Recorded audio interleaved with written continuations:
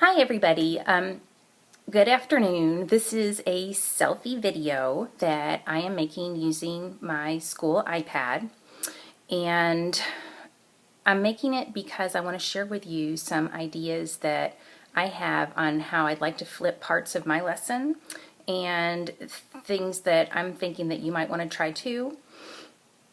And you may have totally different ideas about how this can be used, but I've been learning some cool new stuff and I want to share it with you. And I want you to think about what's going on right now. I'm 100% not at school, okay?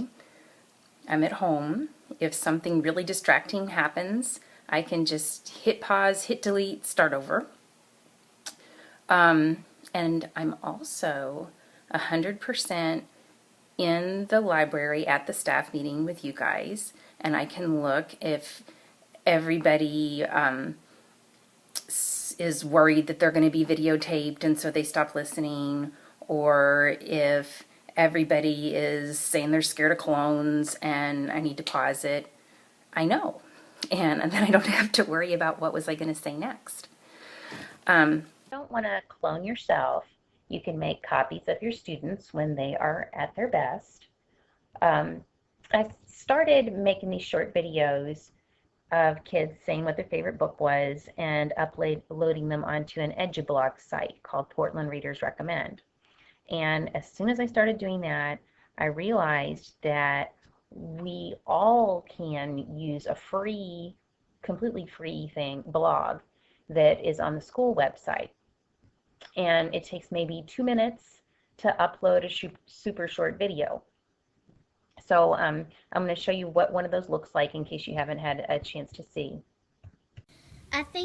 My name is Caleb. I think you should read this book because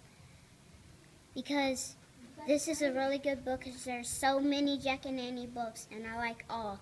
My favorite one is The Night at Dawn. The part that I like is when it says, "Nee!" A horse when just the cloud parted. A full moon was shining in the sky. A pool of light spread through the mist. Then Jack and Annie saw him just a few feet away. The knight sat on the back horse. His armor shone in the moonlight. A visor hid his face, but he seemed to be staring straight at Jack and Annie. And that's why I like Jack and Annie books so much. One thing that I think definitely gives you more bang for your buck is if you make a video of a read aloud that you're planning to use.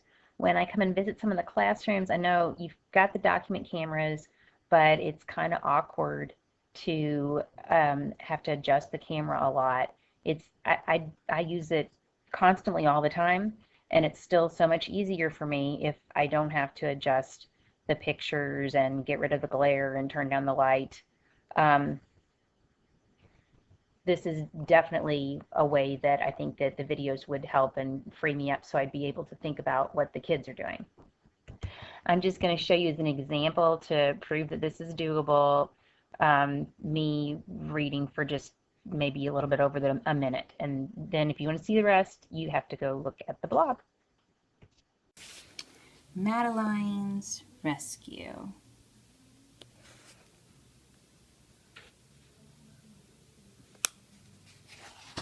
By Ludwig Bemelmans.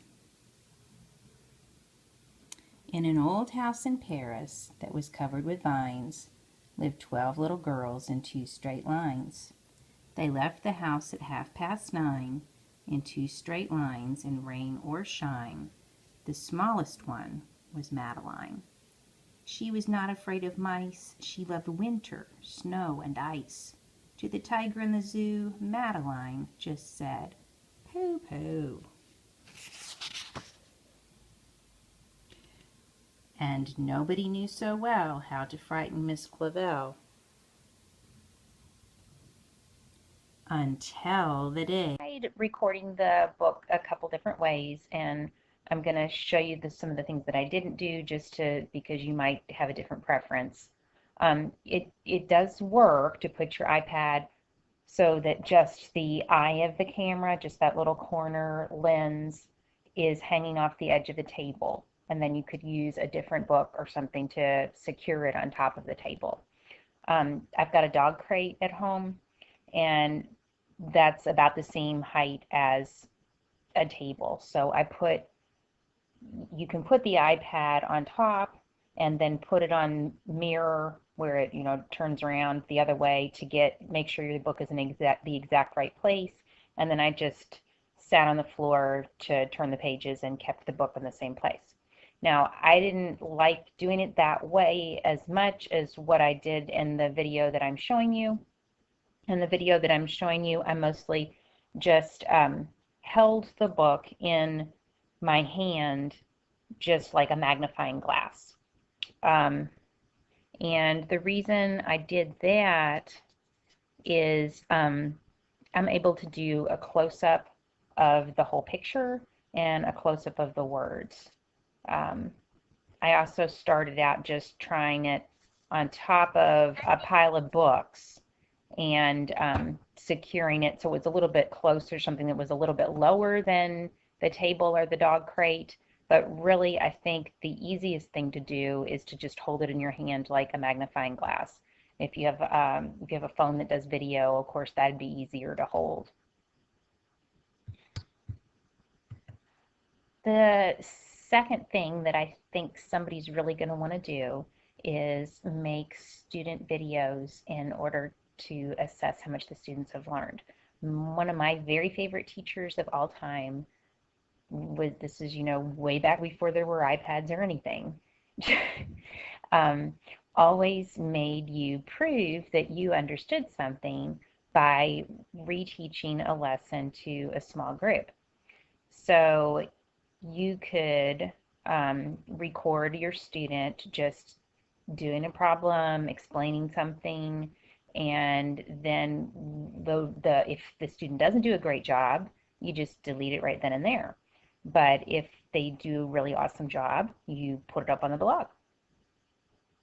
There's a special formula that you can use to help you to find the right answer if you don't know a side to a right triangle.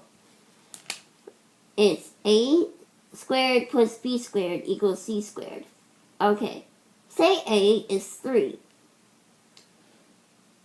Then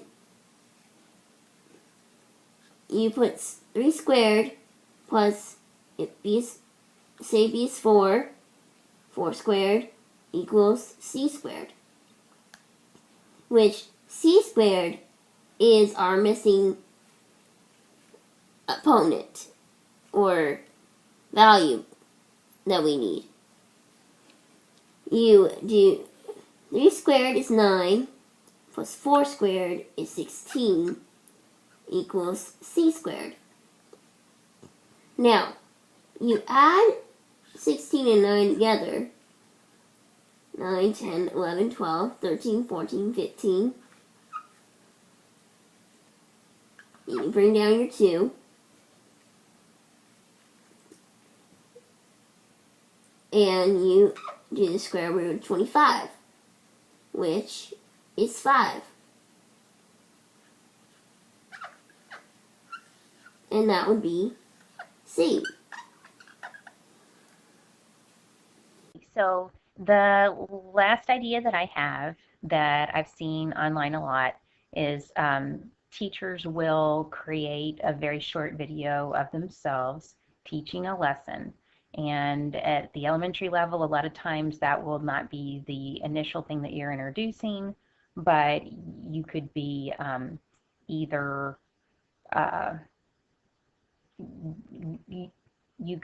reviewing, doing some kind of guided practice, or you've got a group of kids who still don't get it, and so you're going to let them use it again at a center or in a small group where they can keep pausing and going back to see exactly where it is that they could be making their mistake. The idea of making the recording is not to be perfect. I know, I've made mistakes in my videos, and you could make yourself completely crazy if you tried to keep making sure that you never said the wrong word, that you never said anything incorrectly. I know in class live, I make all kinds of mistakes, and you don't want it to be something that's actually going to make things more difficult. You want it to make things easier because you'll just kind of quickly record yourself, and probably it's not going to be any worse than it would be if you were doing it live in front of the kids. And then when you are there with the kids live, you're 100% free to pay attention to them.